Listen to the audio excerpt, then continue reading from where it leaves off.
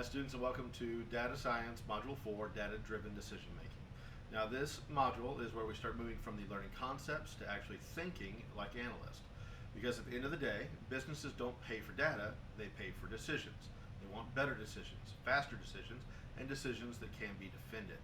Now why this model matters is most organizations are sitting on a mountain of data, but they still operate on gut feelings, habits, or whatever talks the loudest in the meetings. Business intelligence is how you change that. BI is the system and the mindset of turning raw data into usable insight, then putting it in front of the right people at the right time.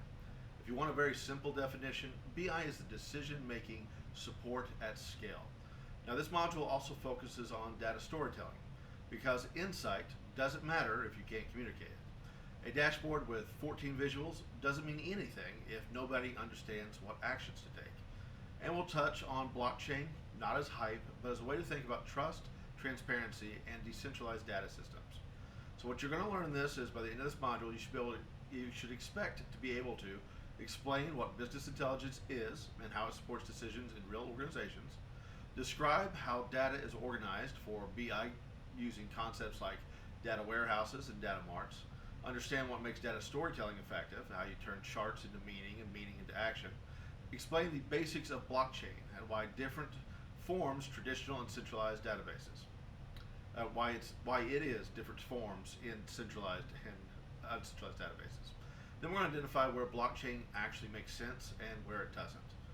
Now what you need to do this week, you got to follow the module workflow in order. It's not a stress test. We always start with our pre-quiz, we jump in our lecture, our readings. That's your foundation for your vocabulary and deeper concept. You're going to read your case study and get into there with your 1,000 words.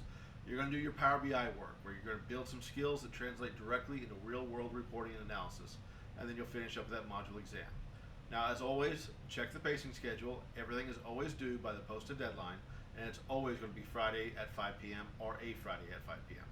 And, as stated many, many times, late work is not accepted, so make sure you get it in ahead of time.